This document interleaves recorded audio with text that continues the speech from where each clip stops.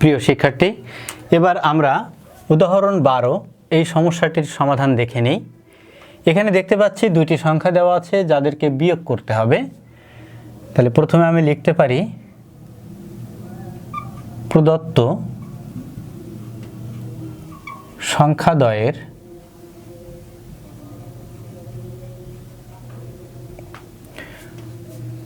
অনাবৃত অংশের অঙ্ক সংখ্যা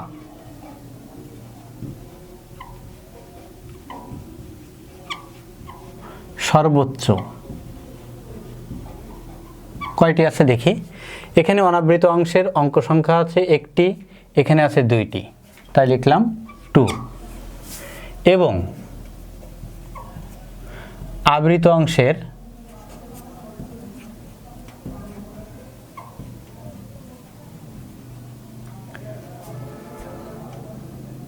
অঙ্ক সংখ্যা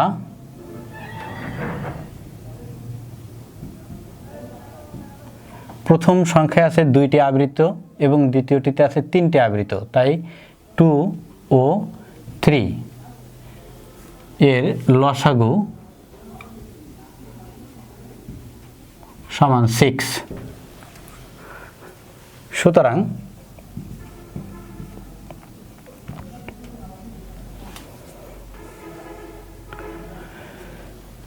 প্রথম সংখ্যাটি আমরা লিখলাম 8.243 পৌনঃপুনিক ইকুয়াল 8.243 বারবার আসবে 4 3 4 3 4 3 4 3 4 3 এভাবে চলতে থাকবে। দ্বিতীয় সংখ্যাটি 5.24673 6 থেকে 3 পর্যন্ত পৌনঃপুনিক। আমরা সংখ্যাটিকে এভাবে লিখতে পারি 5.24 অনাবৃত অংশ আছে আর আবৃত 673 বারবার আসবে 6 7 3 6 7 3 6 7 3 এরকমভাবে চলতে থাকবে। দেখতে পাচ্ছি অনাবৃত অংশের অঙ্ক সংখ্যা সর্বোচ্চ 2, সুতরাং অনাবৃত অংশের অঙ্ক সংখ্যা দিয়েই 1 2 এরপর থেকে পৌনঃপুনিক শুরু হবে আর পৌনঃপুনিক চলবে 6 অঙ্ক পর্যন্ত। 1 2 3 4 5 6। এখন আমরা বিয়োগ করতে পারি। এই অংশটা কেটে নিলাম। যেহেতু আমরা বিয়োগ করব তাই দুইটি সংখ্যা আগে থেকেই বিয়োগ করতে পারি। 7-এর চেয়ে 4 ছোট, তাই এটাকে 14 মনে করলাম। 14 থেকে 7 বিয়োগ করলে 7, হাতে 1, 6 রেখে 7। 3 যেহেতু ছোট তাই 13 মনে করলাম। 13 থেকে 7 বিয়োগ করলে 6, হাতে 1, 3 আর 1 4, 4 থেকে 4 বিয়োগ করলে 0 পৌনঃপুনিক দিলাম। 7 থেকে 3 অর্থাৎ 13 বিয়োগ করলে পাবো 6, হাতে 1, 6 রেখে 7। 7 থেকে 4 অর্থাৎ 14 বিয়োগ করলে পাবো 7, হাতে 1, 3 আর 1 4। 4 থেকে 3 অর্থাৎ 13 বিয়োগ করলে পাবো 9, হাতে 1, 7 আর 1 8। 8 থেকে 4 অর্থাৎ 14 বিয়োগ করলে পাবো 6, হাতে 1, 6 রেখে 7। 7 থেকে 3 অর্থাৎ 13 বিয়োগ করলে পাবো 6, হাতে 1, 4 রেখে 5।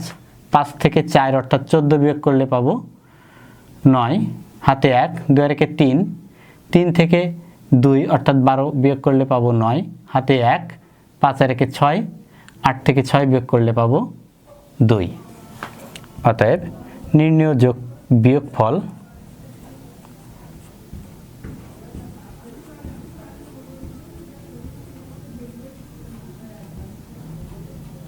সমান 2.99669760 পৌনঃপুনিক।